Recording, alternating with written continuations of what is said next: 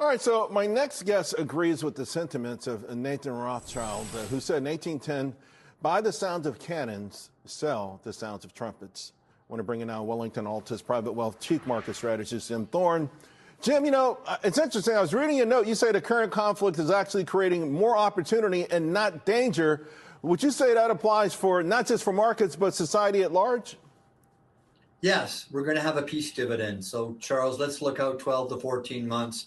The Middle East situation has been taken care of. We no longer have state-sponsored terrorism coming out of Iran. Think about what happened in the 90s, Charles, when the Soviet Union fell. No, I agree with you on that. You know, I started the show saying, I understand the headlines, but this market already has something needling it. And one of that main thing it has been is AI fears, right? The sort of thing that AI is going to take everyone's job.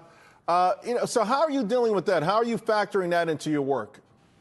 Well, right now we're saying buy the AI names, buy the software names, go back, fade. We think, Charles, what's happened is that the market has Trump derangement syndrome in the fact that they don't believe that Trump's new policy, the supply side policies of running the economy, having a cyclical recovery and a renaissance, where you want to basically have cyclical exposure, but you also have a technology wave, and at that time, so what we want to do is have a barbell approach. We want to recognize the fact that eventually the markets are going to have to wake up to the fact that what the Trump team is doing is generational, and we need to position our portfolios to basically benefit from that. So for you, and you've been optimistic for a while, you say, listen, the foundation's in place, and 4% growth is not out of the question.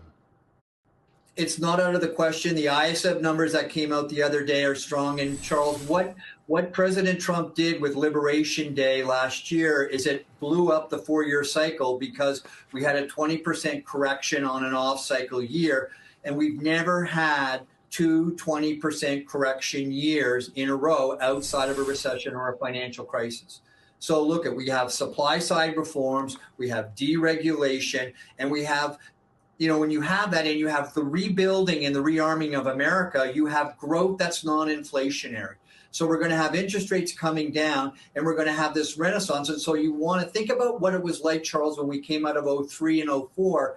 We leaned into the industrial areas. We leaned into those things that were rebuilding America. And that's what we want to do. On the other side, the fears about AI are completely misplaced. So you want the technology, you want the AI, and you also want Bitcoin. The market right now is telling you that, Charles. The pivot is happening.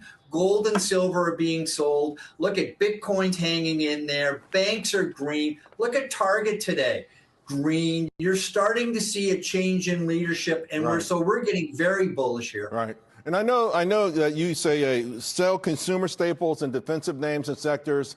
And listen, I've been talking about that for a few weeks, that it feels comfortable, but you're paying a lot of money for that, and maybe that's not where you want to be.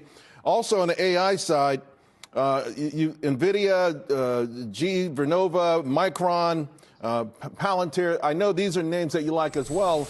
We're going to put them on the screen for the audience to see, but and Eton also, ETN.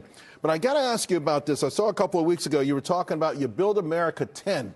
And again, we've seen great manufacturing data. It feels great. It's coming on strong. Talk to us about this basket.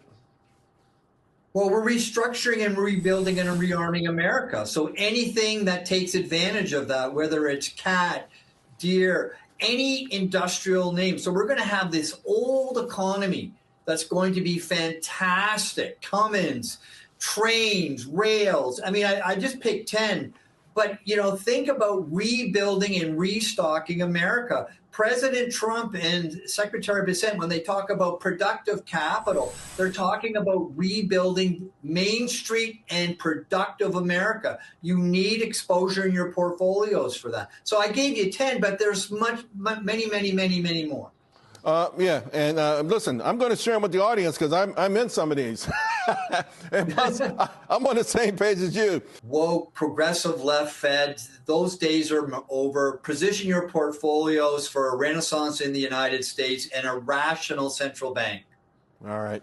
Jim, my man, it's always great having you. Always. Good stuff. Thank you very much.